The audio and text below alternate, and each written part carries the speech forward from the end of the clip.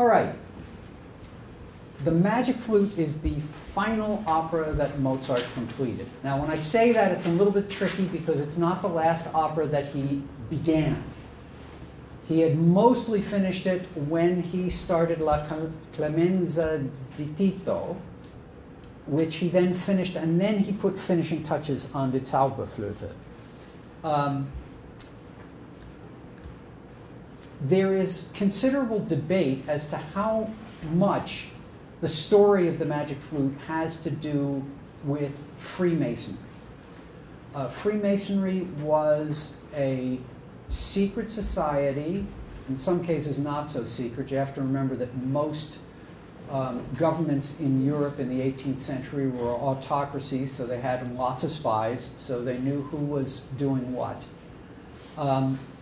But it was a secret society, and it was born from the ideas of the Enlightenment, or at least it was adapted to those in the mid to late 18th century, so that rational discourse, the idea of a higher form of life being possible through generosity and good living rather than necessarily God's grace, was a fairly revolutionary idea. And there were a number of the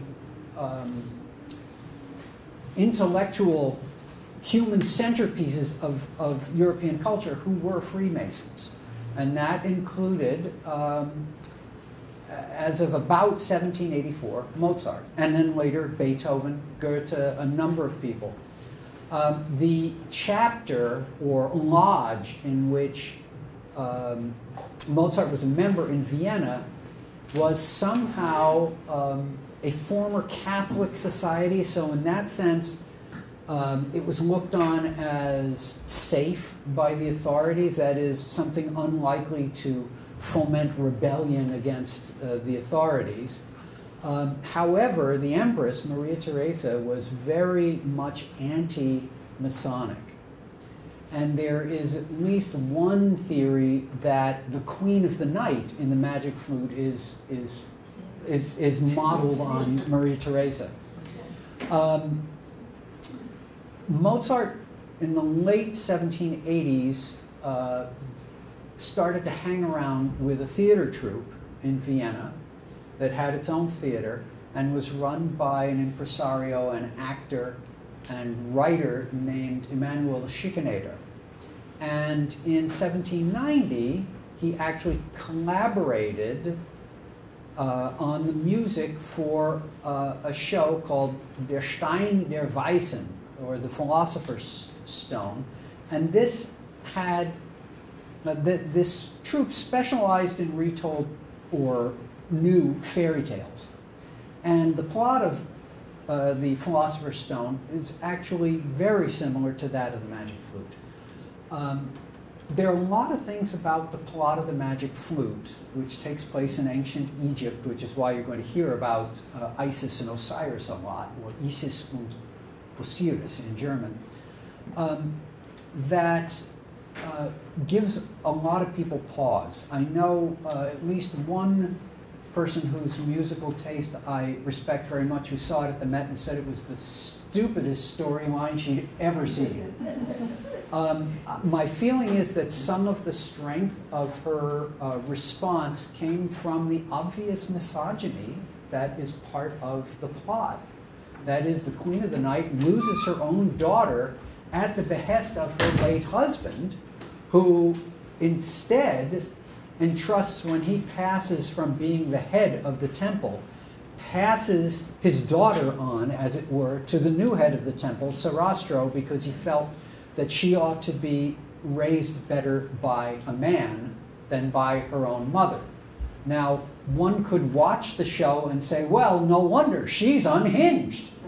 But a lot of the talk about women is fairly demeaning. That said, when it is time for Prince Tamino to undergo the initiation tests to become a member of the temple, Pamina, his beloved, goes through with him and takes the tests they do it together and become joint rulers of the temple. So given that this was written in 1791, that's a pretty enlightened perspective. So I think it's a little easy for us to look back and say, oh, well, that's no good, because it doesn't fit our modern sensibility. I think one has to try and take what's there with at least a view of the perspective of the time. The other thing that gives me a lot of pause is this is an enlightened temple that nevertheless has slaves. So I'm wondering how enlightened that can possibly be. And the slaves are not, at least one, Monastatos, who's the head slave, is not portrayed very favorably. But this is a fairy tale. We need good guys and bad guys. We need heroes and villains. And so it's very clear who are the heroes and who are the villains. This is a story about a prince who is being chased by a serpent and is saved by 3 mysterious women who have an ulterior motive. They figure he's a prince. He can go off and rescue this princess who is being held against at least her mother's will in the temple run by Sarastro. So they give him a picture. And of course he falls in love immediately with her, this being a fairy tale, and vows to go and save her. In the meantime, he meets a very strange-looking person who is a bird catcher named Papageno, and who tries to convince him that he, in fact, was the one who strangled the serpent with his bare hands. The ladies come back at that moment and say, Papageno, and he says, oh. And so instead of the usual things that he gets for giving the queen birds that he catches, he gets food and drink. Instead, they give him water, a stone instead of bread, and then a padlock for his mouth. And one of the funniest songs, which we're not going to see, unfortunately, has him singing, just humming.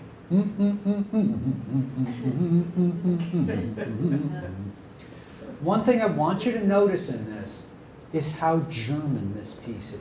We've been listening to Italian Mozart with all the elisions in the language and with these flowing melodies that often involve extremely rapid diction and enunciation that's part and parcel of the show. This is different. For one thing, this is a Singspiel, which means that it has spoken dialogue rather than recitative. So the story is told through speaking, and some of it's hilarious. And unfortunately, we don't have time to get a lot of that, but so that's a big difference. And the other difference is the tunes. When you hear Papageno's tune, you cannot imagine it being sung in Italian. It's so very German. So I looked, and you will see on your sheet that I've given you 3 choices. There are a lot of choices. If you want to watch with Spanish subtitles or French subtitles, or Russian subtitles, or no subtitles, or Japanese subtitles, YouTube is your guy. If you want to watch it with English subtitles, there is one choice. The one at La Scala, which is the first one. I don't find it a very interesting performance. It's pretty lackluster. The second one, on the other hand, is terrific, except that the subtitles cut out after about 45 minutes for some reason unknown to me. And then there's one that I included just for fun. It's in Norwegian, but it has English subtitles, and it's Star Wars themed. So Papageno is dressed like Chewbacca, and they have ray guns and all sorts of other stuff. It's a hoot. And hearing the Queen of the Night's aria sung in Norwegian rather than German is quite interesting. So you have a lot of choices. Bernice. Could you comment on Bergman's film? You know, I can't, because I haven't ever seen it all the way through. It's, I think one thing from what I saw of it that I really liked was that he was doing it with children in mind. And kids really get the magic flute. I can attest to it. My 3 daughters grew up on it. I know Janet Clara downstairs, her kids sing the music from the magic flute in the car. So kids get the magic flute. I think the adults look at it often and want an adult story. And in some ways it is, and in some ways it isn't. But if you're a kid, you don't bother with any of that stuff. You just watch it and have a good time. Okay, so instead what we're going to watch is a DVD which I own, which is from a terrific performance in Salzburg, 1982, with James Levine directing, with Peter Schreier, who was one of the great German tenors of his generation, playing Tamino, with Jean-Pierre Ponel as the director. So this is a very imaginative staging, and it's a lot of fun. And for me, I've got to say,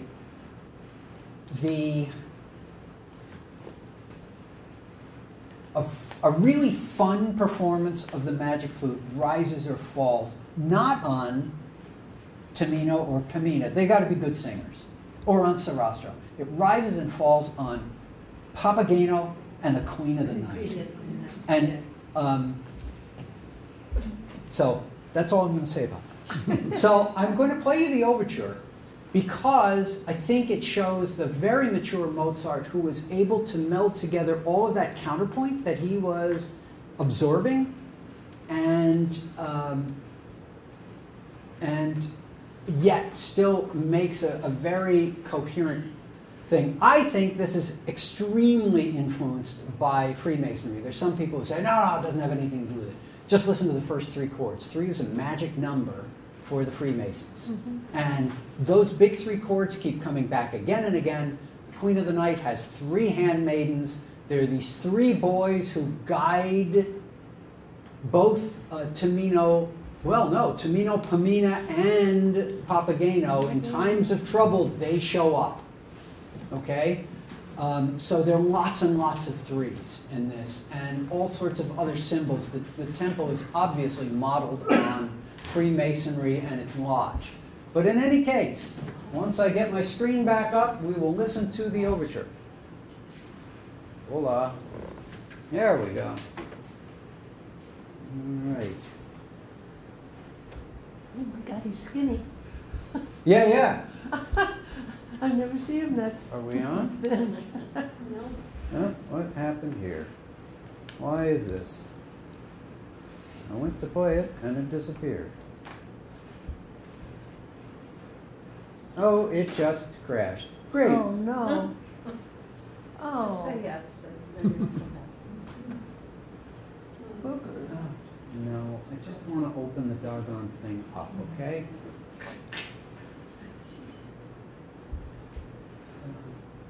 Come on, do this. Yes, play. This is what I get for talking so much. There you go. Oh, there. That's good. English is good. Yeah, it is.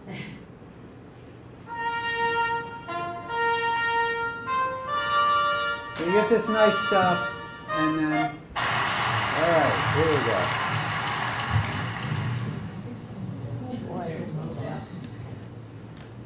Jimmy Levine looking in the sun.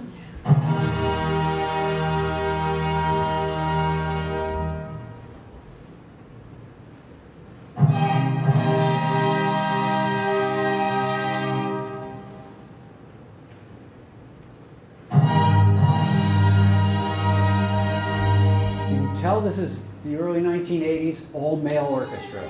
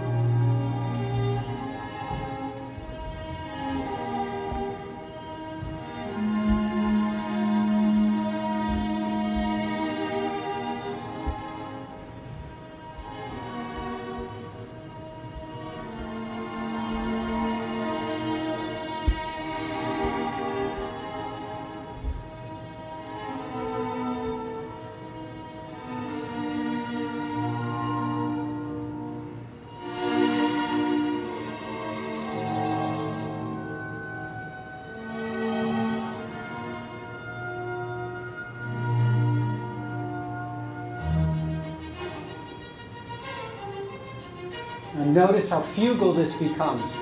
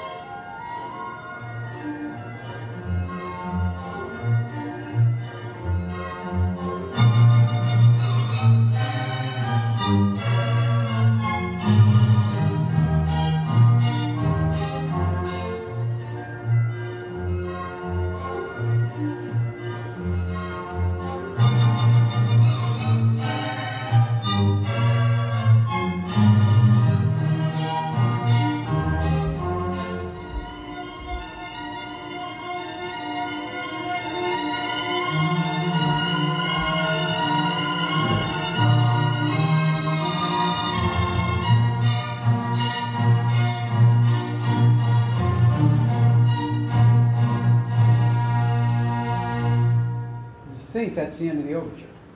Here are the chords, but this time in woodwinds rather than brass.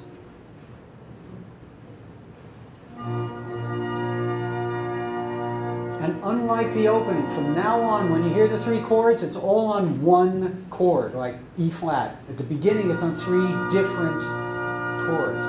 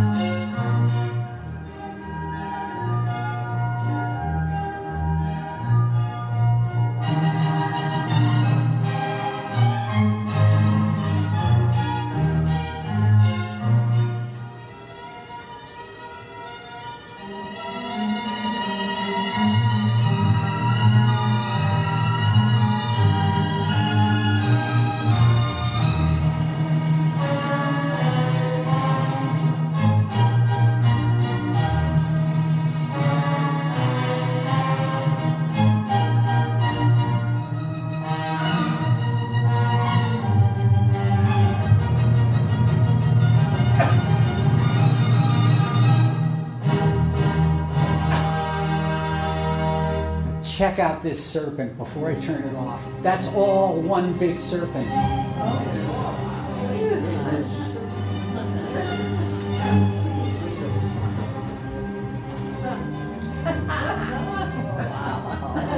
Cool, huh?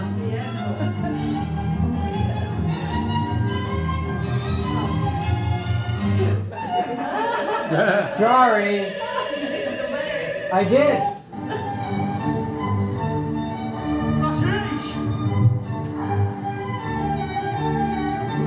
Just so you know, in the background, this is a painting of Salzburg.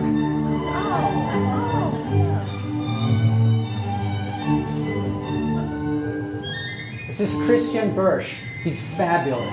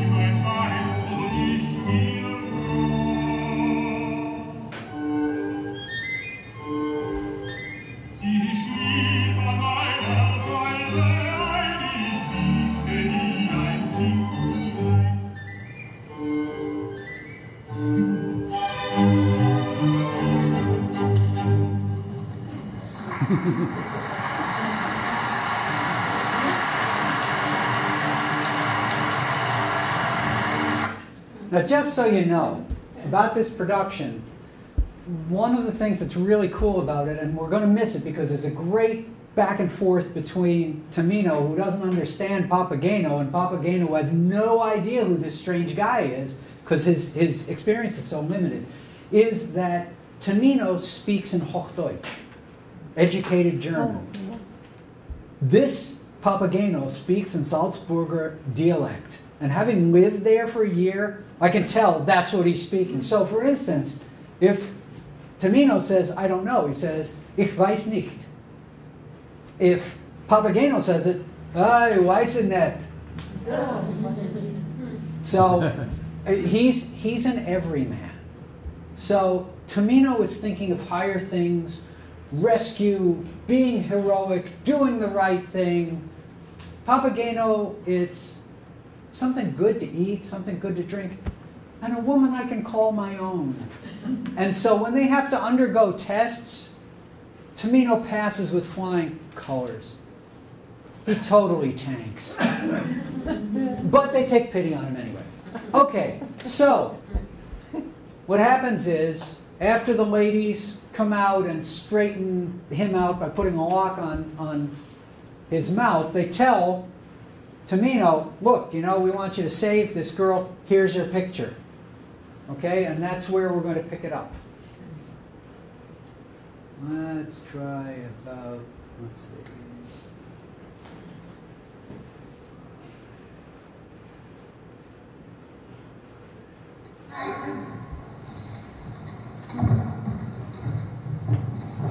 I love the head runs off. Hier, dies Gemälde schickte die große Fürstin. Es ist das Bildnis ihrer Tochter. Findest du, sagte sie, dass diese Züge dir nicht gleichgültig sind? Dann ist Glück. The woman on the left is one of the great queens of the night of the late 20th century. Here she's just playing one of the ladies. He's got the lock.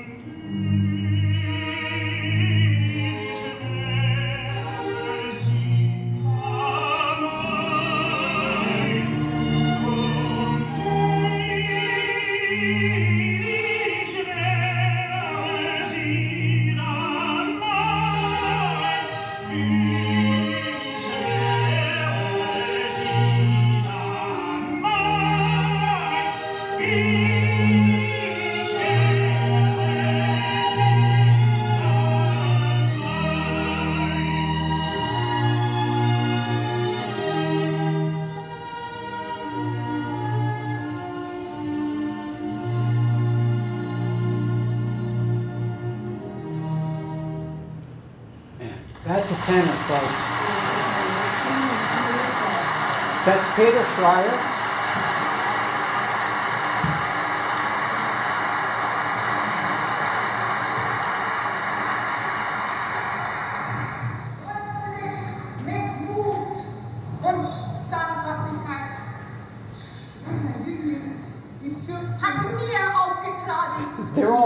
They all have a crush on him.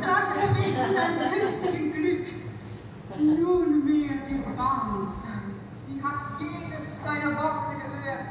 So sprach sie, hat jeden Zug in deinem Gesicht gelesen. Ja, mehr noch. Ihr mütterliches Herz hat mich beschlossen, dich ganz glücklich zu machen. Earlier, they were all debating who would stay with him while the others went to tell the queen, and they all decided they all had better leave. Oh, es ist meine Tochter Pamina ganz gewiss gerettet. Gerettet? Nicht. Böse Dämon hat sie entrissen. Pamina? Entrissen? Sagt, wo ist des Tyrannenaufenthalt? Ganz nah an unseren Bergen lebt er in einem angenehmen und reizenden Tal. Aber seine Burg ist sorgsam bewacht. Komm, Mädchen, führt mich. Pamina sei gerettet. Der Bösewicht falle von meinem Arm. Das schwöre ich bei meiner Liebe, bei meinem Herzen. Mein Gott, was ist das? Es verkündet die Ankunft unserer Königin. This is one of the great operatic entrances of all time.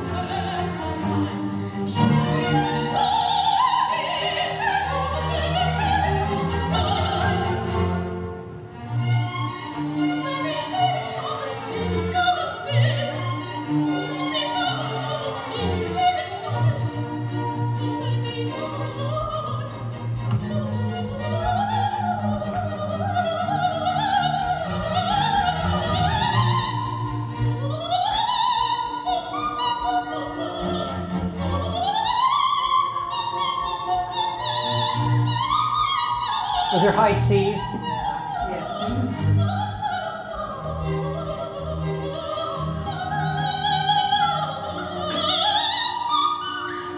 That was a high F.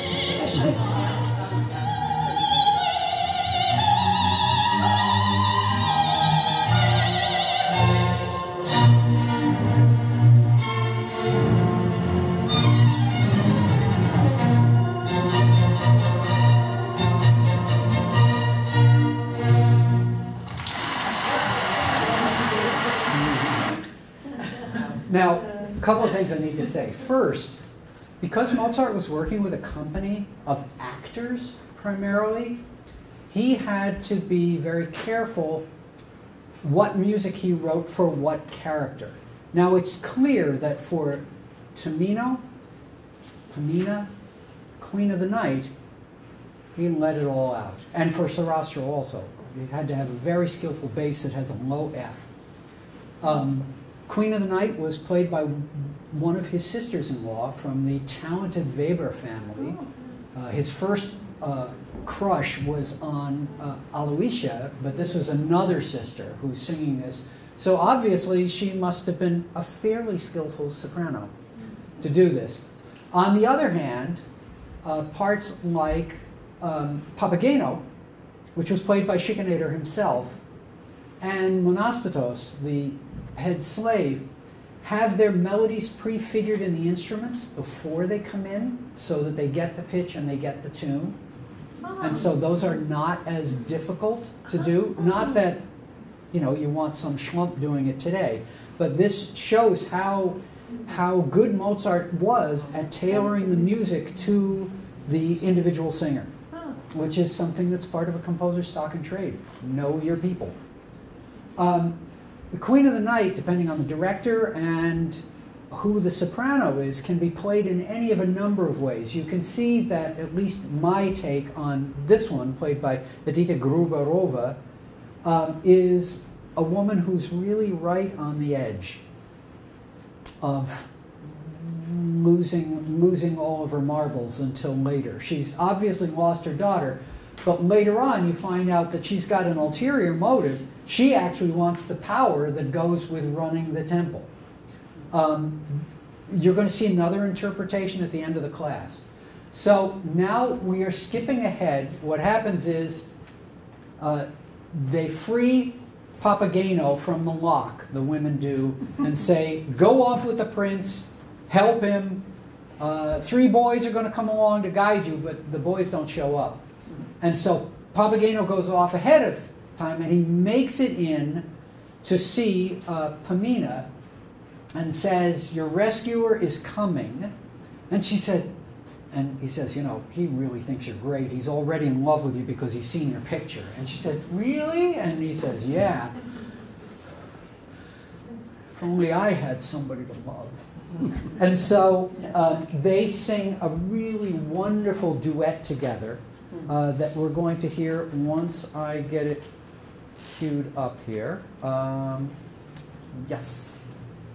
All right, 15. So let's try about, let's see, 6, 12. Let's try another 7, 8 minutes.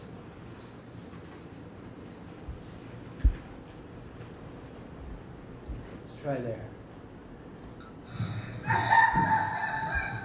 Was soll denn das noch hier? Jetzt war ein anderer Tag, der ist heute nie da. Nur noch die Weiße noch als Kleine. Okay, this is where they discover. Der Teufel, wenn sie ja ist, was ist? They both think it's the devil, because they've never seen anything like it. Hab Mitleid, versöhn, verschone mich.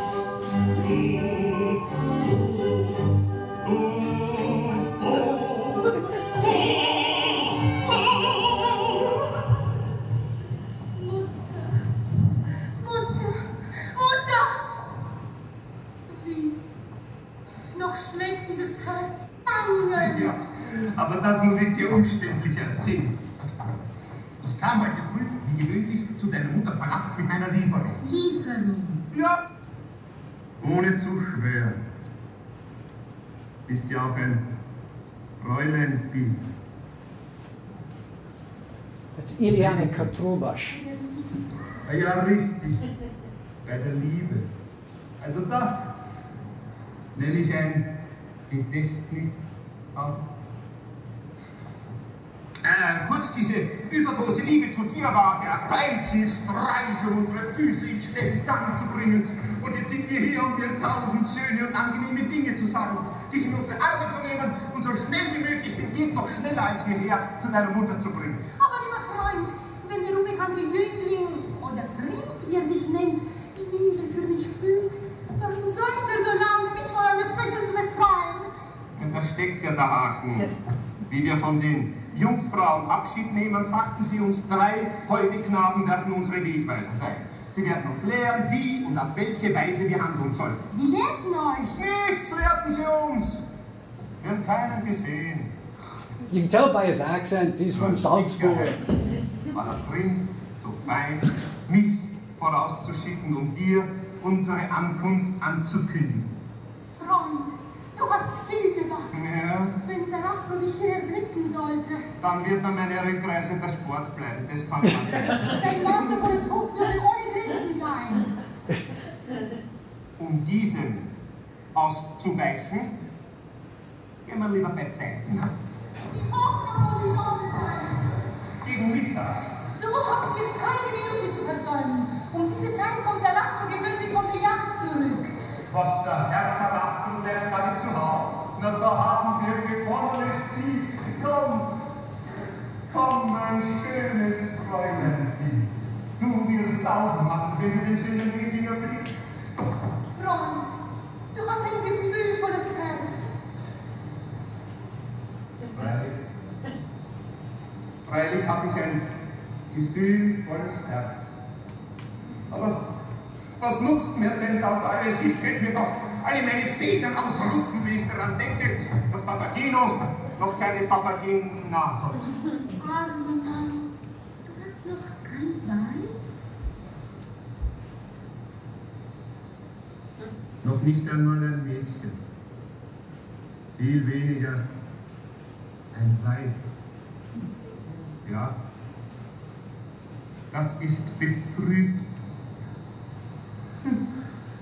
Nun unser Eins hat auch manchmal so seine lustigen Stunden, wo man gerne gesellschaftliche Unterhaltung haben möchte. Geduld, Freund. Der Himmel wird auch für dich sorgen. Er wird dir eine Freude schicken, ehe du dies vermutest. Wenn er es nur bald schickt.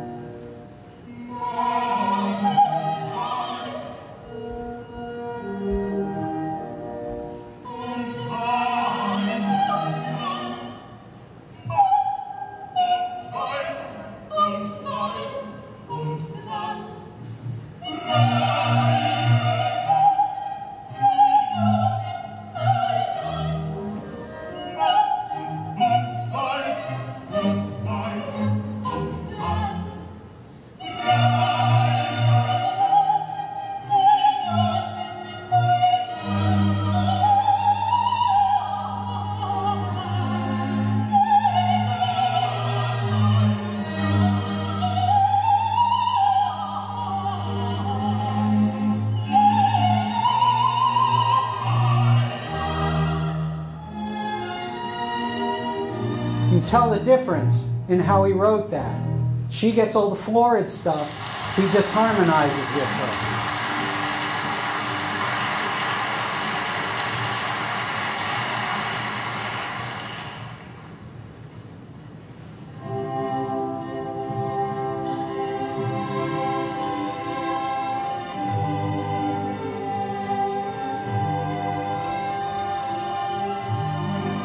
These are the three mysterious youths.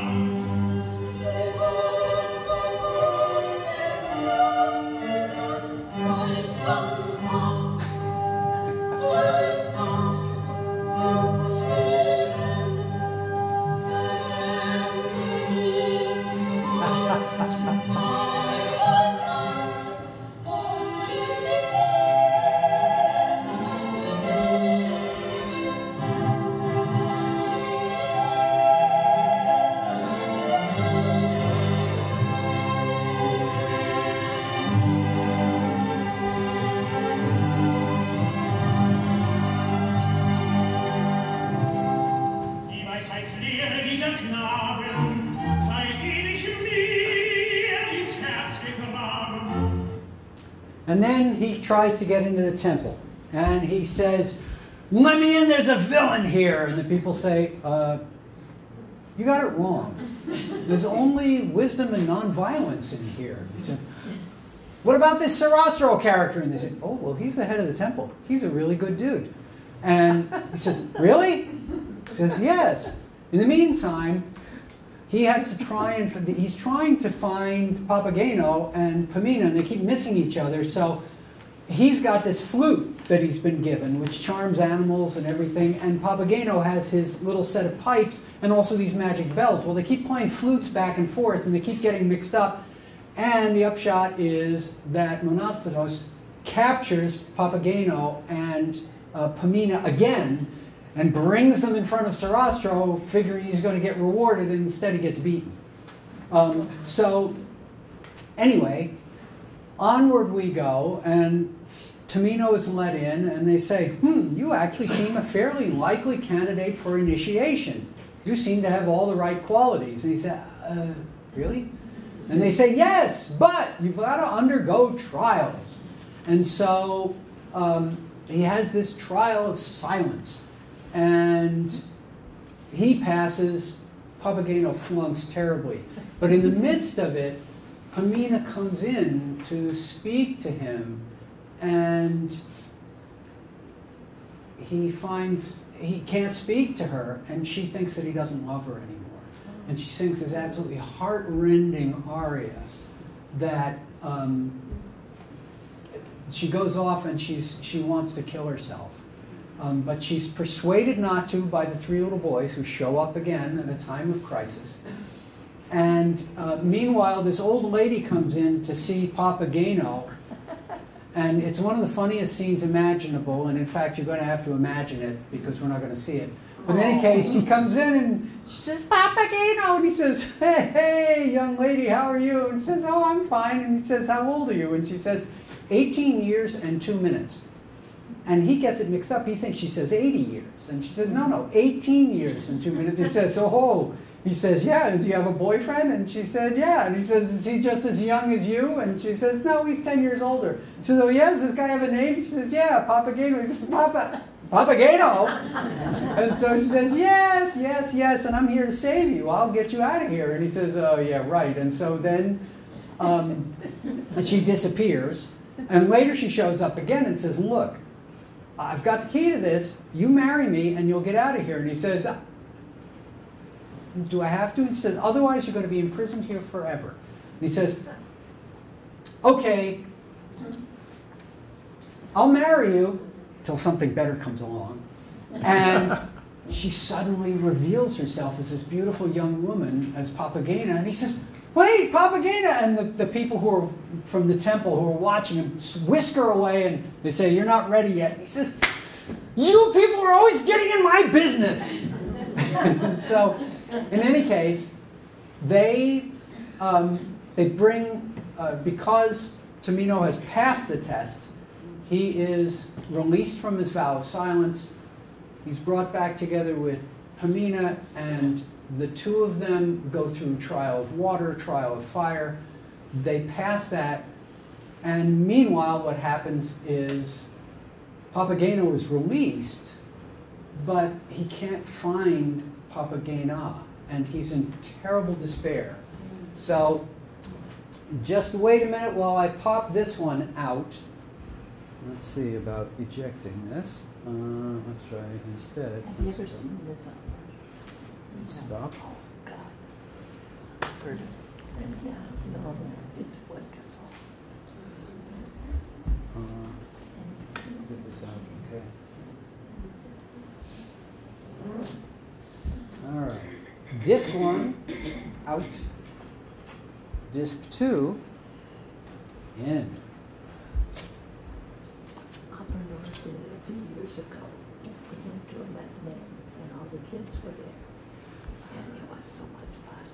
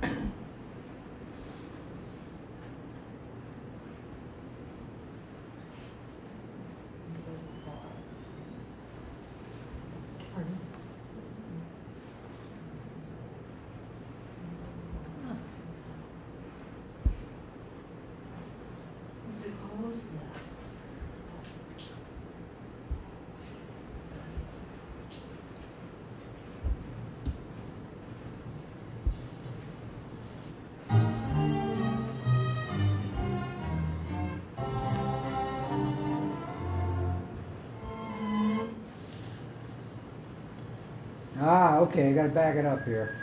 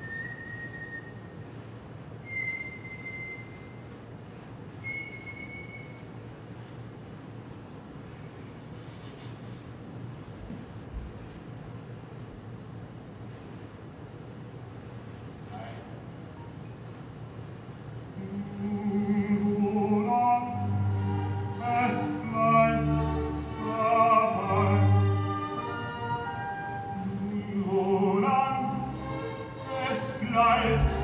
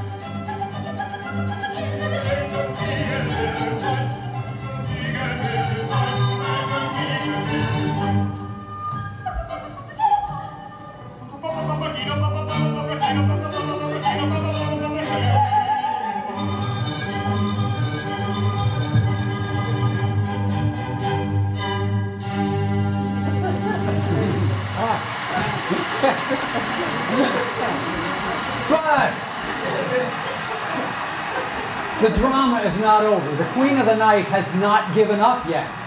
So she marshals her ladies, and Monostatos promising him that if they get in, then he can have Pamina for his own wife.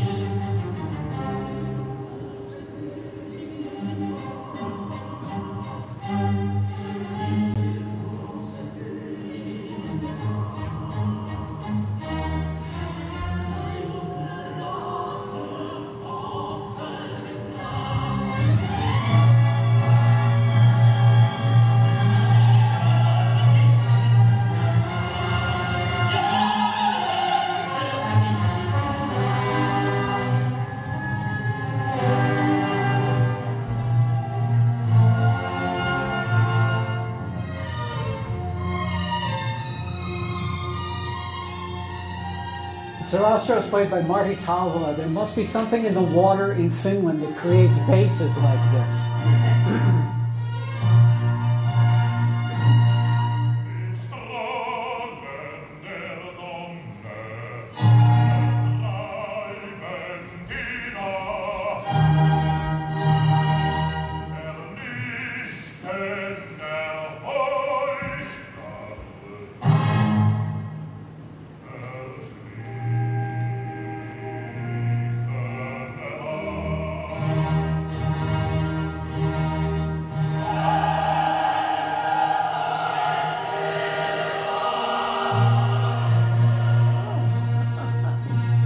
Convenient.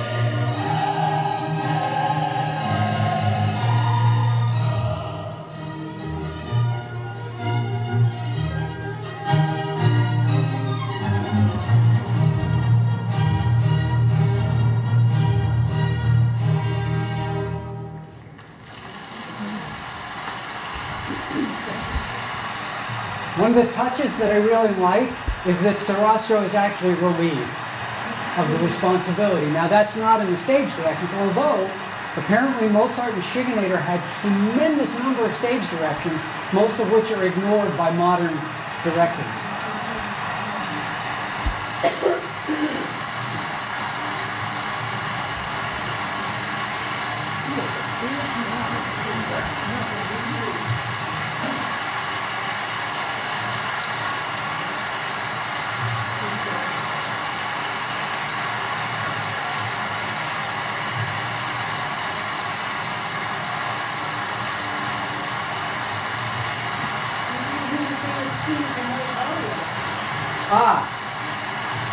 Not to worry.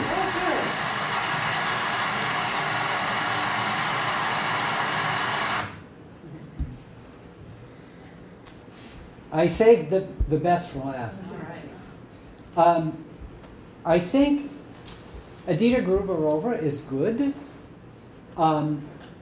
but it's a tough role. And if you don't have those high Fs, which by the way is not the highest note that Mozart wrote, I have a disc at home with Renee Fleming in which there's a G above high C. And of course, it being Renee Fleming, it just, she rolls out of bed and there it is. I mentioned Ada Moser. She is a phenomenal Queen of the Night. And in fact, we actually have enough time so that I can show you. Let's see here. This will only take a sec.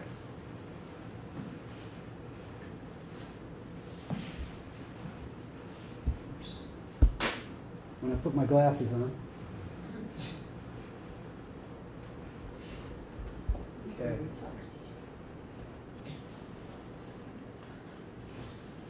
Okay, so this is a really interesting, well, there's going to be an ad for a second. I'll get rid of this. Okay, so just so you know what she's singing about, the aria comes at a point in which Pamina is despairing. And her mother comes in and she says, "Mother, can you save me? Can you get me out of here?" And she says, "Well, I don't have the power anymore. But what you have to do in order to get me the power is you have to kill Sarastro and then bring me his son medallion." She says, "I have to kill him?" And she says, "Yes, you have to kill him." And then what she says is, "Der Höhle Rache kocht in meinem Herzen," which is the vengeance of hell. It actually means cooks, kocht, boils in my heart. Death and despair flame about me. If Sarastro does not through you feel the pain of death, then you will be my daughter nevermore. Nie, which is never in German. Disowned may you be forever. Abandoned may you be forever. Destroyed be forever all the bonds of nature. If not through you, Sarastro becomes pale as death. Here, gods of revenge. Here, a mother's oath. So this is real fire and brimstone stuff. And so this was the first woman of the three that we saw, the three handmaids. Well, she's a great Queen of the Night. So here she is.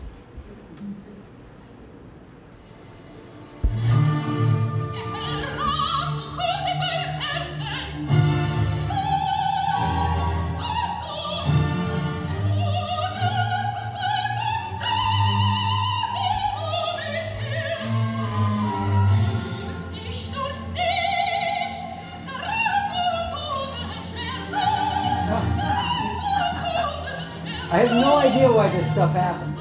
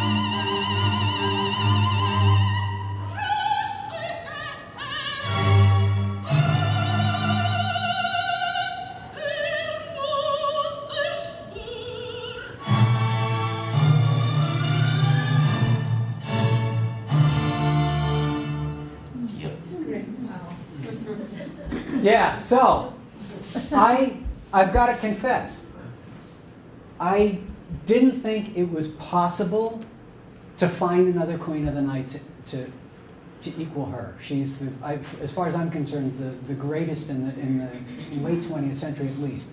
And then when I was looking through, I discovered in this performance that's actually pretty good, except that the subtitles die after 45 minutes or so, that the woman who plays the Queen of the Night, a German soprano named Diana Damrau, has made a specialty of this role. And there are actually several, you can see if you look on YouTube, several versions with her in different costumes, different productions, so it's played slightly differently. And then there's a concert version of her out in front of a live audience outside, in which there's wind blowing, and she's wearing this sheer wrap, and it just starts to ripple out to the side. And I'm thinking, did they plan that? So, in any case, here she is in a fabulous green costume, in which the dialogue happens, and the daughter is saying to her, well wait, my father entrusted me, you know, to Sarastro. Maybe there's some reason for this. And this youth, he wants to be an initiate. So there must be something good that's going on here. And, and she says, you, quiet! So this is really worth watching. And there's no doubt in this one about what her character is in this version. Was höre ich? What do I hear? Meine Tochter! Könnte es einen Mann geben, der mit meinem Todfeinde verbunden ist? Siehst du diesen Stahl? Do you see this dagger? Er ist für Sarastro geschrieben. That is for Sarastro. Wirst ihn töten. You must Den kill him. mächtigen Sonnenkreis. Bring me the sun. Liefern. Kein Wort. No word.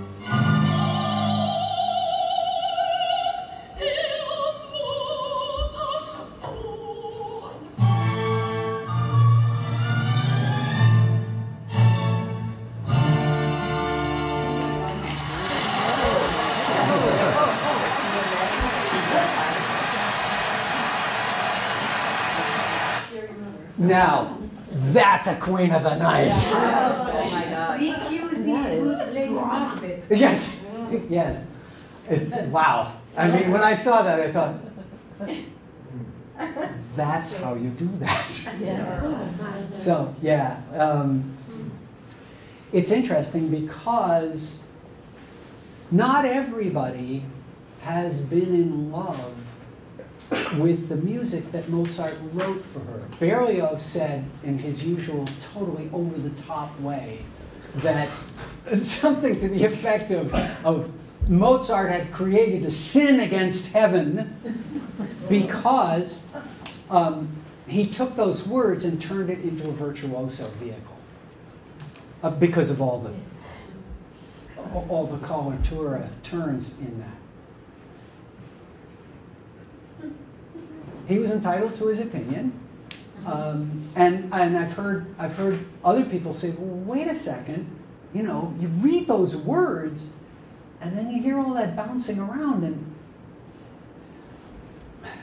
But I think when you see a performance like this, you get the message, right? It's all over, unless you do this.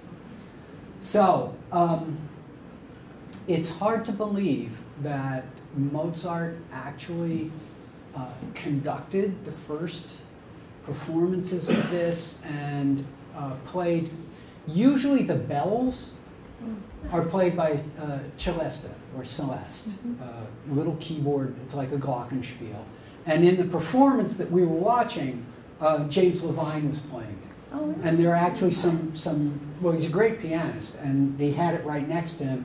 And there's some great touches where the fourth wall is broken and where Papageno is trying to escape from the temple and because he's sick of not eating and he's sick of having to be quiet, and he goes one way and there's thunder and lightning and he hears Zurück back, and then he goes another way and he hears the same thing, and then he tries to come out through the front of the stage and Levine points his baton at him and says, Zurück! Really? So, but it's, yeah, it's hard to believe that Mozart did that conducting in late September, early October, and by December 4th he was dead. His final year, there was a period of about 2 or 3 years where, by his standards, he was not writing as much. By 1790-91, he was at it again at white heat. I mean, he produced 2 operas. He produced his wonderful his clarinet quintet and his clarinet concerto. And then he began his Requiem. How much of it he wrote is open to question, and we'll never know the answer, but we will get to hear it next week, along with the clarinet concerto. So next week is our final class.